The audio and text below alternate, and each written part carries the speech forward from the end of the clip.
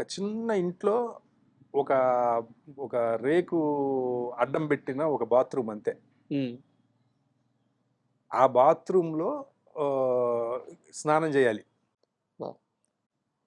అడిగితే ఆవిడ ఏం మాట్లాడకుండా వెళ్ళి అక్కడ స్నానం చేసి మొత్తం రంగులన్నీ కడుక్కొని మొత్తం అంతా స్నానం చేసి వచ్చి మళ్ళీ మేకప్ చేసుకొని మళ్ళీ నెక్స్ట్ సీన్ షూట్ చేసాం. అప్పటికే పెద్ద హీరోయిన్ కదా సార్. అప్పటికే హీరోయిన్. అప్పటికే చాలా సినిమాలు చేసిన హీరోయిన్ అండి ఆవిడ. హ్మ్. అప్పటికే చాలా సినిమాలు చేసిన హీరోయిన్. హ్మ్. ఆహ్, అదొక ఇన్సిడెంట్. తర్వాత వాళ్ళ నాన్నగారు చనిపోయినప్పుడు మేము బెంగుళూరు వెళ్ళామండి. సార్.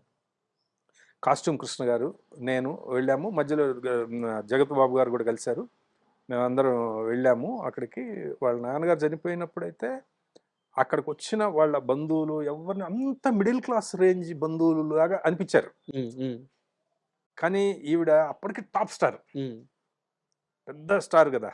కానీ అందరిని పలకరించే విధానం గాని, అందరిని రిసీవ్ చేసుకునే విధానం, అంటే మామూలుగా ఒక మిడిల్ క్లాస్ ఇంట్లో ఒక అమ్మాయి ఎలాగైతే బాబాయ్, మా అమ్మ, మామయ్య, రా అన్నయ్య అని అందరిని ఎలా పలకరించే ఆ ఇంట్లో ఆ ఫంక్షన్‌లో పనులన్నీ చేస్తారో అలా చేశారావిడ.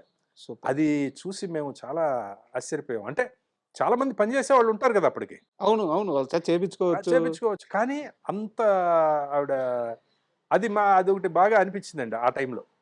అండ్ సౌందర్య గారు చనిపోయినప్పుడు సార్ హ్మ్. ఆహ్